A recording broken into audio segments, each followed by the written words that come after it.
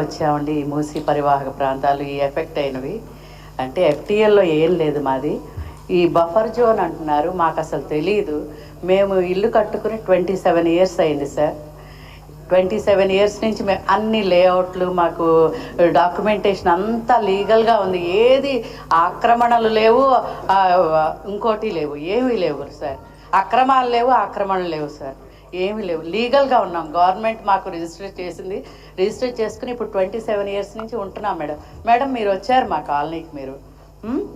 అయితే ఇప్పుడు సడన్గా ఇదేదో బఫర్ జోన్లో వాళ్ళని ఇల్లు తీసేస్తాము, మీ కూలగొట్టేస్తాం, రాత్రికి కూలగొట్టేస్తాం అనే మాటలు వింటుంటే, ఈ వీడియోలు చూస్తుంటే మాకు తోచట్లేదు సార్. ఈ 27 ఇయర్స్ నుంచి మేము పడ్డ కష్టం సార్. మేము ప్రతిదీ లోన్ల మీద ఇల్లు కట్టుకున్నదే సార్. మేము అంత ఆనెస్టీగా నిజాయితీగా మేమున్నప్పుడు మాకెందుకు సార్ ఈ బాధలు? ఇప్పుడు ఉన్నట్టుండి ఈ రాత్రి ఇల్లు తీసేస్తామంటే మీరు వెళ్ళిపోండి అంటే మేము ఏం కావాలి సార్? నిన్నటి వరకు సార్ మేము ఈ లోన్స్ కట్టుకోవడంతోనే మా జీవితం వెళ్ళిపోయిందండి. ఇప్పుడు 2 ఇయర్స్ 3 ఇయర్స్ అయింది సార్ మా వారు రిటైర్ అయ్యి. ఈ మధ్య కొద్ది హ్యాపీగా ఉంటున్నాం. ఈ హ్యాపీనెస్ని ఒక్కసారి తీసేశారండి మా జీవితాల్లోంచి. ఇప్పుడు ఏం చేయాలో అర్థం కావట్లేదు. రోడ్డు మీద పడేస్తే మేమేం కావాలండి?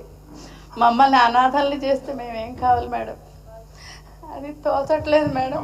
బాధపడద్దు, we are all with you, don't worry. మిమ్మల్ని ఎట్లా కానిస్తాం, బాధపడద్దమ్మా. తోచట్లేదు. మీ సహకారం కావాలి మేడం. సార్ మీ సహకారం కావాలి. మీరు మూసీ సుందరీకరణ చేయండి సార్, దానికి మేమందరం కోఆపరేట్ చేస్తాం.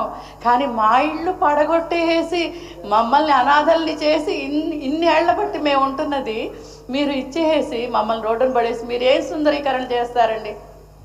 ఏం చేస్తారండి? మాకు మూసీ సుందరీకరణ చేయండి. అటు ఇటు రిటర్నింగ్ వాల్స్ కట్టండి, నీళ్లు డీప్నెస్ పెంచండి, మూసీది పెంచి అప్పుడు మేమందరం మీకే ఉంటాం, మీతోనే ఉంటామండి. అది సార్, ఇది మా ఆవేదన.